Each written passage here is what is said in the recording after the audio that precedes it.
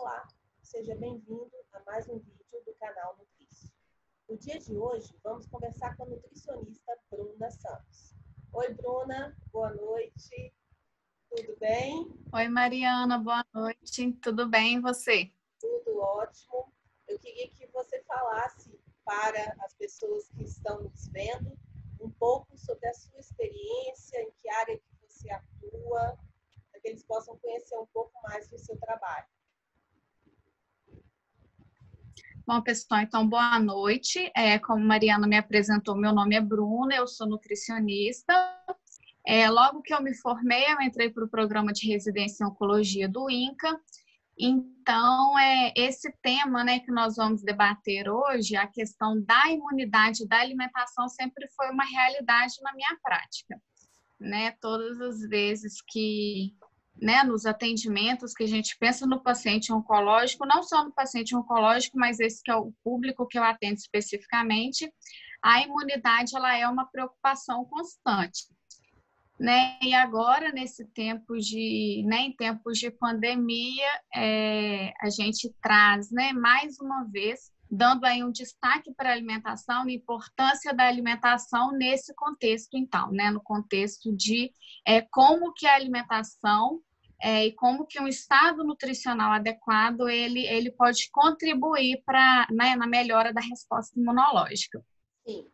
Bruna, quando esse assunto imunidade começou a surgir aí ligado à nutrição, nós pudemos presenciar alguns profissionais que colocavam toda a força num determinado alimento, né? Ou seja, tal fitoterápico ou tal alimento seria responsável por garantir que a pessoa não pegasse o vírus.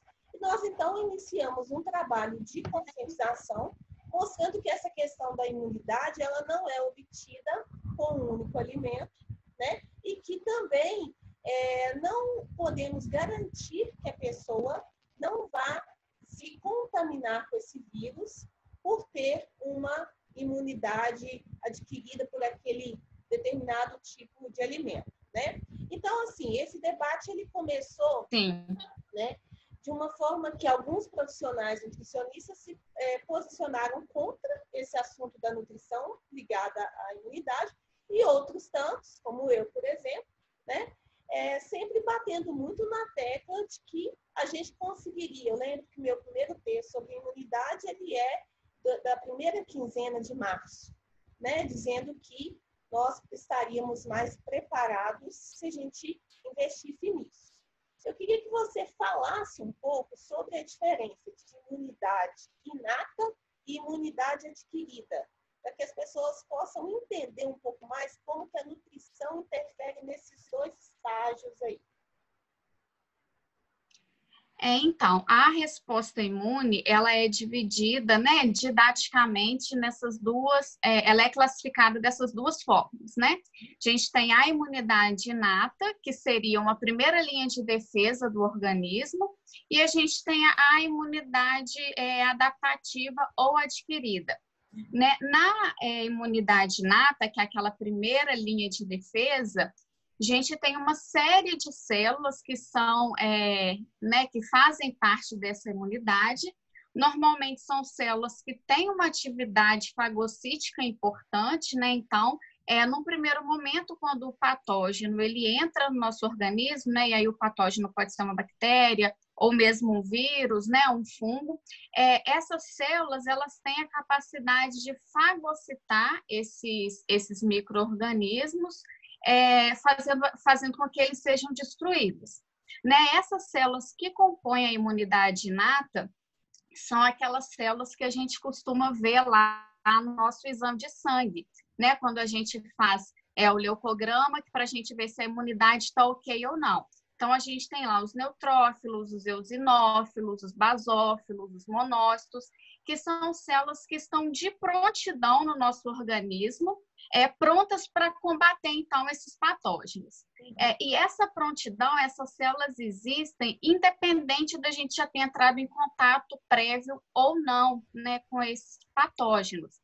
Então, por isso que elas fazem essa primeira barreira de defesa. além dessas células, né, que são as células, essas que têm a capacidade... Não, eu disse que a gente tem outras barreiras que a gente também deve... Não entendi. Né? Outras barreiras, como, por exemplo, a pele, Sim. Né, muco, cílios, tudo isso também, né, seria barreira. Sim.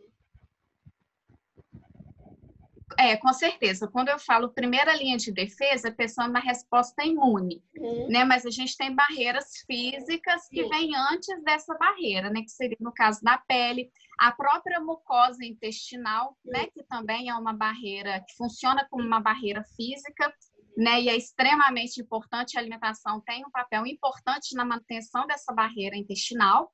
Né? E como eu estava falando, além dessas células que a gente tem que tem a capacidade de fagocitar e destruir, né, esses patógenos no primeiro momento, a gente tem também as células citotóxicas natural killer.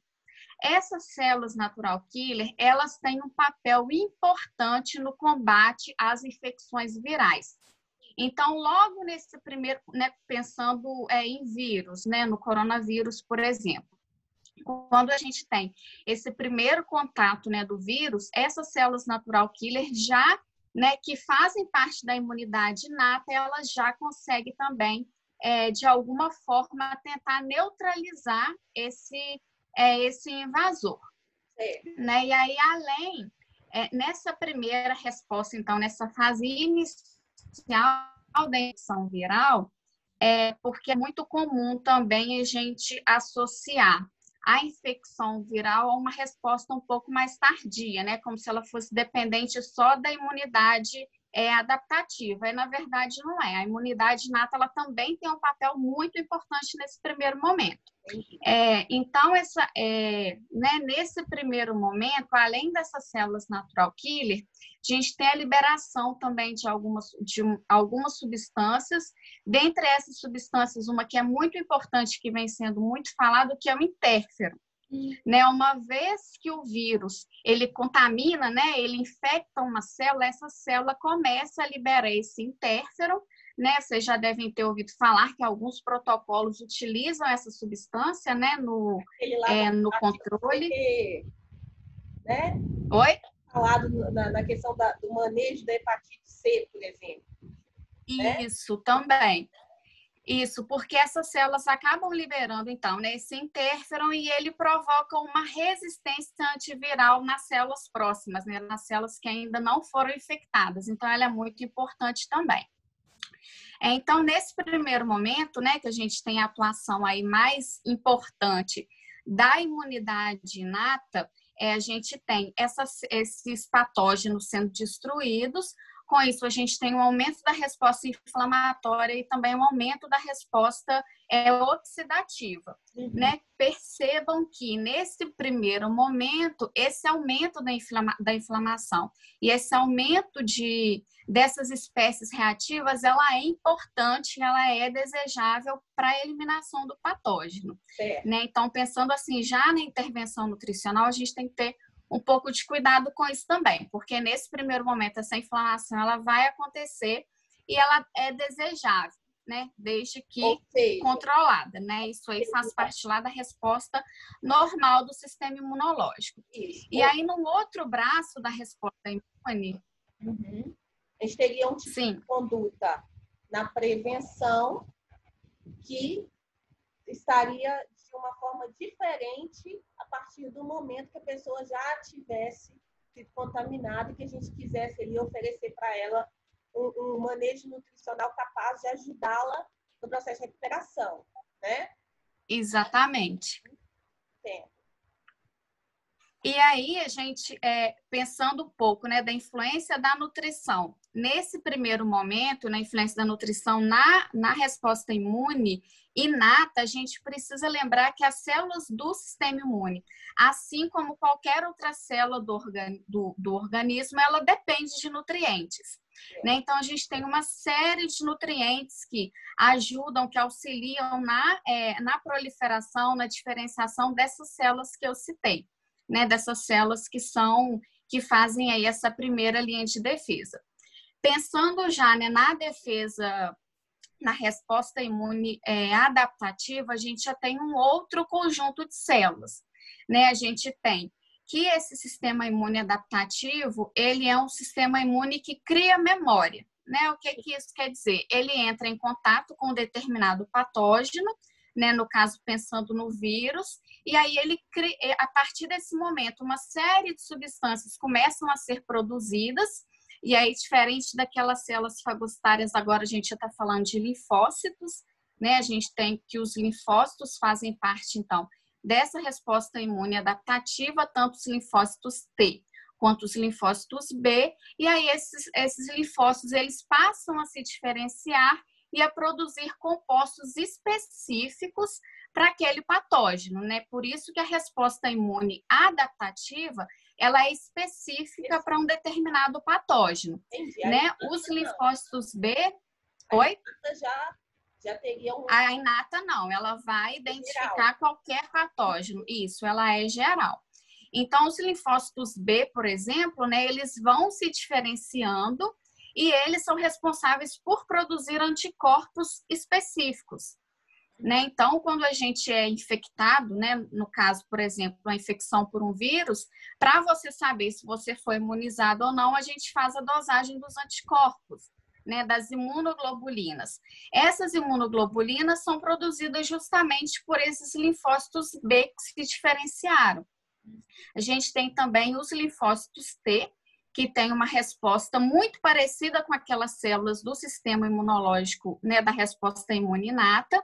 Eles têm a função, né, a gente tem o linfócito citotóxico, que tem a função de lisar a célula também, e também são linfócitos que têm memória, né? Então, quando eles identificam um determinado antígeno, né, que é um pedacinho de uma proteína do patógeno, ele já tem uma resposta pronta para aquele determinado patógeno.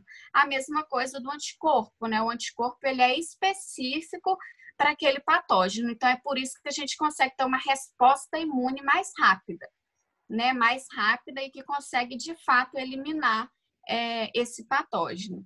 Excelente. E quais são, assim, os nutrientes que estão envolvidos nessas respostas? Então, Mariana, está todo mundo querendo saber o que usa, o que come para realmente diminuir o risco, né, de contrair o vírus. Então, na verdade, assim, existe uma série de intervenções, né, que o nutricionista ele pode fazer, pensando nessa melhora do estado nutricional como um todo, consequentemente, a gente tem uma melhora na resposta imunológica. Né? Eu acho que a primeira coisa, pensando assim, numa linha de atendimento, antes de pensar em nutrientes específicos, embora a gente saiba, né, que existem nutrientes que são nutrientes chaves para a resposta imunológica, a gente precisa garantir um aporte adequado de energia e proteína. Né? A primeira coisa é isso. Num segundo momento, eu acho que a gente precisa pensar, ter um cuidado muito especial com a saúde do intestino. Né? Como você falou, a questão da pele, das barreiras físicas, a barreira do intestino é uma barreira importantíssima na contenção, né? No controle de entrada desses patógenos para o organismo. Além disso, no intestino a gente tem, né, o tecido linfóide associado ao intestino, que é um tecido que a gente tem uma produção muito grande de células do sistema imunológico.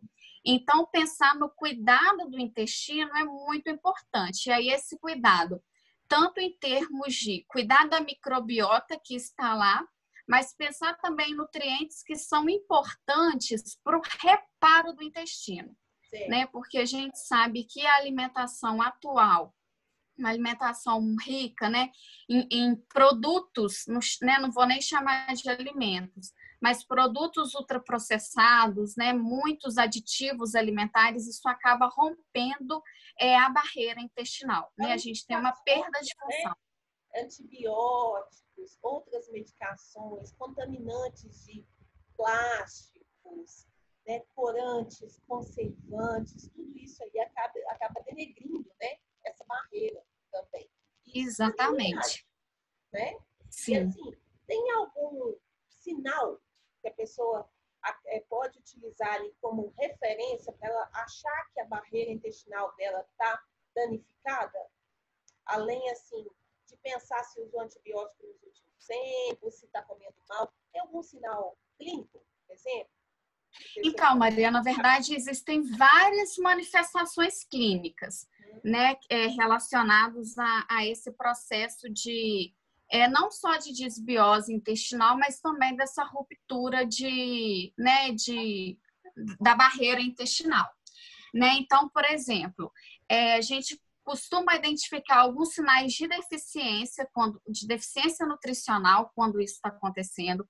A gente tem aumento de irritabilidade, a gente tem mais irritabilidade, a gente tem problema com sono, a gente tem várias alterações gastrointestinais, então aumento de gases, alteração de ritmo, de funcionamento intestinal, né? São uma série de manifestações clínicas que refletem essa alteração do funcionamento do intestino. Né? Então, a gente precisa pensar nisso. Então, acho que a gente deve avaliar, né? Pode avaliar o uso, por exemplo, de probiótico e de prebiótico, se for o caso, mas também pensar em nutrientes que fazem esse reparo, como eu falei, né? Então, alguns nutrientes como silício, que a gente esquece às vezes, né? Vitamina A, zinco, fosfatidilcolina, a própria glutamina, né? São nutrientes importantes para fazer esse reparo do intestino. O próprio ômega 3, né? Que normalmente a gente não associa muito com o intestino, né? Mas o ômega 3, ele tem uma relação, né? Ele tem uma função de estimular a produção de fosfatase alcalina, uma enzima que é produzida no intestino também, não é a fosfatase alcalina do fígado, né? Que ela tem a função de aumentar a vilosidade, né? Então, é um nutriente importante também nesse contexto. Além do cuidado com o intestino, a gente precisa avaliar a necessidade de suplementação, né? Alguns nutrientes, eles podem estar deficientes, né? E aí, nesse caso, eles precisam ser suplementados, e aí, né, um exemplo que eu posso citar é no caso da vitamina D, que tem um papel importantíssimo, né, nas infecções e na resposta imunológica efetiva, e a gente tem um grande número de indivíduos com insuficiência e deficiência de vitamina D, né? Então, esses nutrientes chaves, a gente precisa acertar na alimentação, né? E se a alimentação sozinha não der conta de fornecer tudo que a gente precisa realmente suplementar. E um outro passo, né? Um quarto passo para a gente conseguir melhorar um pouco dessa resposta imunológica, eu acredito que seja tentar fazer uma alimentação mais limpa possível. Né? Quando eu falo uma alimentação mais limpa, né, retirando todos aqueles contaminantes, né, que eu já comentei, e também evitar, nesse momento, fazer dietas restritivas, né, que não é nem um pouco interessante. Na medida do possível, tentar introduzir alimentos orgânicos, né, alimentos sem agrotóxicos, evitar o consumo... Né, desse tipo Sim. de alimento aí que você chama de substância ou produto, né? Que não tem a menor relação com nutrir, e muito pelo contrário, acaba desnutrindo, né? Desnutrindo, exatamente. Então, na verdade, não seria só o que a gente vai incluir, seria também o que nós vamos excluir. É o caso também, né? De excluir. Então, isso vale para tudo, né? Não só para coronavírus, mas para tudo que dependem da imunidade, né? Exatamente. Uma coisa importante que você falou foi sobre a vitamina D, e a mídia divulgou vários artigos, né? Incluindo assim a prescrição de megadoses de vitamina D. E nós sabemos que também existe um risco de toxicidade por essa vitamina, né? Quando o uso ele é sem critério, né? E aí, aproveitando o assunto da vitamina D, eu queria puxar um assunto que é o seguinte: algumas observações e alguns estudos, né, mostraram também que os portadores de doenças autoimunes, né, tinham uma resposta um pouco diferenciada quando se contaminavam com o coronavírus. Como é que ficaria essa situação? O que está por trás disso aí? Então, Mariana, eu acho que a gente precisa tomar cuidado, primeiro porque, assim, a utilização dessas megadoses de vitamina D para pacientes com doenças autoimunes, ela vem sendo utilizada, né? E, em alguns casos, até com respostas interessantes, né? Embora não seja, né, isso fuja da nossa prática. Sim. Então, assim, quando a gente pensa na suplementação nutricional e pensando no caso do coronavírus especificamente, eu acho que a gente precisa separar duas situações, né? Se a gente está fazendo isso para prevenir, né, numa situação em que a pessoa não foi infectada, ou se ela foi infectada e está manifestando sintomas leves, ou ainda se ela foi infectada e está manifestando sintomas mais graves, né? Porque a participação do nutriente, dependendo da fase que ocorre a doença, e isso serve para qualquer coisa, para qualquer nutriente, quando a gente pensa em qualquer intervenção, ela é diferenciada, né? Porque a gente tem uma doença de base, que a gente não sabe bem ainda como que é a resposta do organismo e como que acontece a interação com esses nutrientes, né? A gente tem ainda outros medicamentos que estão sendo administrados concomitantemente, a gente também não sabe bem dessas interações, né? Como que isso acontece. Então, a gente não tem como prever, fazer uma previsão de como que vai ser essa resposta, né? E a gente tem ainda, por exemplo, o caso de um imunossuprimido que também responde de forma diferente a uma suplementação, né? Então, nesse primeiro momento, fica difícil, né, fazer qualquer tipo de recomendação, principalmente pensando em doses mais altas, né, especialmente pensando em doses mais altas, porque ainda é tudo muito novo. Né? Então, caso a gente precise suplementar, fazer essa suplementação, tem que ser uma suplementação dentro daquilo que a gente sabe que é seguro, né? Fazer com doses que são seguras. Sim. A gente ainda não tem nenhuma recomendação, nenhum posicionamento oficial de que isso deve ser feito, né? Na verdade, a gente tem recomendação de suplementar no caso de deficiência, e existe até um posicionamento de uma sociedade de imunonutrição que colocam alguns nutrientes que deveriam ser suplementados para grupos de risco, por exemplo, como os idosos. Sim. Né? Então, a vitamina D é uma dessas que foi incluído, né? Junto com vitamina E, zinco e vitamina C. Sim, você ia perguntar. A C também é infundida, né? Isso, a C também. Vitamina C, vitamina D e zinco, né? Eu acho que foram os principais nutrientes, assim, os nutrientes que foram mais falados.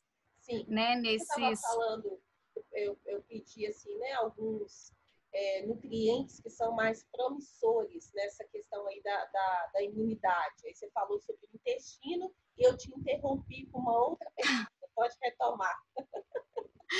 Então, os nutrientes chaves, que são nutrientes, né, que participam desse processo da resposta imunológica, a gente tem compostos bioativos e a gente não pode esquecer das vitaminas e minerais, né? Eles que proporcionam todo esse equilíbrio no nosso organismo, né? Para as coisas funcionarem bem, a gente tem que ter um bom equilíbrio e quantidades adequadas de vitaminas e minerais. Então, dentre as vitaminas mais importantes, né, pensando nesse processo da resposta imune, a gente tem a vitamina A vitamina D, a vitamina E também é muito importante, embora a gente esqueça dela, pensando em imunidade. Então, vitamina A, vitamina C, vitamina D e vitamina E. Né, dos minerais, os que são mais importantes, a gente tem o zinco especialmente. O ferro também é muito importante, né? A gente sabe da relação de deficiência com ferro, com resposta imunológica alterada, e também o selênio. Né? O selênio, a deficiência de selênio é existem alguns estudos que mostram, inclusive, aumento de virulência de alguns tipos de vírus na ocorrência de deficiência de selênio. E então, também é um... simples, né? Da gente conseguir alimentação. E é um nutriente muito simples de conseguir. Super tranquilo, né? É uma castanha do Pará por dia, né? Exatamente. Ali está garantido. Né? Muitos desses nutrientes que você falou, a gente consegue via alimento mesmo, né? Até o próprio caso da vitamina C, que é tão difundida a suplementação. Super tranquilo. E existem informações que sim, as doses mais altas são sim indicadas. Várias doenças, né? A gente tem a megadose como uma opção. Mas em nível preventivo, se você tiver um cuidado com a inclusão das fontes, você consegue atingir e ainda fica com um estoquezinho ali, uma margem de segurança. Exatamente. Né? É super tranquilo, né? De tanto a vitamina C quanto a vitamina A também é muito fácil, né? De atingir com a alimentação. O ômega 3 também é muito importante para essa resposta imunológica. O ômega 3 a gente nem sempre consegue, né? Só com a alimentação, muitas das vezes a gente precisa fazer a suplementação mesmo. Então, por exemplo, se a pessoa não ingere os peixes, por exemplo, né, com frequência, ela tem que optar ou por uma suplementação ou por alguma outra alternativa, como, por exemplo, um óleo de linhaça, uma chia. Exatamente. Né, que também ajudariam aí nessa questão. Exatamente. E aí, né, traduzindo esses nutrientes para alimentos, né? Alimentos que, pelo menos quando eu faço um plano alimentar, pensando nesse reforço para a imunidade, alimentos que não faltam de jeito nenhum, né, nesse plano. Brócolis, couve-flor, inhame, ora pronobis, bertalha, né, são alimentos que têm compostos bioativos, eles possuem compostos bioativos que são muito importantes, né, nessa função aí do sistema imunológico. Outros alimentos, né? Cebola, alho, temperos como açafrão, o gengibre, né? Que a gente pode incluir também nas preparações, são muito bastante interessantes também. Os prebióticos, a gente consegue também... Explica um pouquinho para o pessoal o que seria esse prebiótico. A gente está nessa linguagem um pouquinho mais técnica aqui, e pode ser que alguém não tenha tido contato com essa palavra. O que seria esse prebiótico? Então, os prebióticos, eles são fibras, né? É um tipo de fibra. São fibras que vão ser fermentadas, né? Pelas bactérias intestinais. Então, por exemplo, alimentos que são riquíssimos em prebióticos, né? Como, por exemplo, fruto, oligosacarídeos e a inulina, que são tipos de prebióticos. E a né, é um alimento que tem uma quantidade muito grande, chicória, bertalha, a própria cebola, outras fontes de prebióticos, tipo amido resistente, né? A gente tem, por exemplo, a casca da banana verde, mesmo a banana verde, né? Que a gente pode processar, fazer uma biomassa de banana verde. Versátil. Que é uma fonte riquíssima. Isso. Dá para ser incluída em várias preparações, é uma fonte riquíssima, né, de prebióticos. Então, esses prebióticos, quando eles são fermentados pela microbiota intestinal, são produzidos outros compostos, né, como, por exemplo, os ácidos graxos de cadeia curta. Esses ácidos graxos de cadeia curta existem várias alegações também, né, de benefícios para esses ácidos graxos de cadeia curta, mas eles também servem como fonte de energia para as células do próprio intestino. Então, ajuda no reforço da barreira intestinal também. Né? Por isso que pensar na utilização do prebiótico nesse momento também pode ser importante por isso, né? Porque ele ajuda a reforçar essa barreira intestinal, né? Impedindo, então, que a gente tenha uma maior translocação, né? de micro-organismos do intestino para o sangue, né? Ótimo. Excelente, Bruna. Amei falar com você, dicas assim sensacionais. Acredito que o pessoal vai ficar bastante satisfeito com essas orientações que você nos passou. Agradeço muitíssimo a sua disponibilidade. Vou colocar o contato da Bruna aqui no vídeo. E aí, a Bruna tá fazendo atendimento à distância, presencial? Estou sim. Tá? Então, gente, quem quiser fazer uma consulta com a Bruna ou trocar alguma informação, tirar dúvida, vou deixar o contato dela aqui no vídeo. Bruna, beijo, boa noite. Beijo, Mariana. Eu que agradeço a oportunidade. Até a próxima. Boa noite.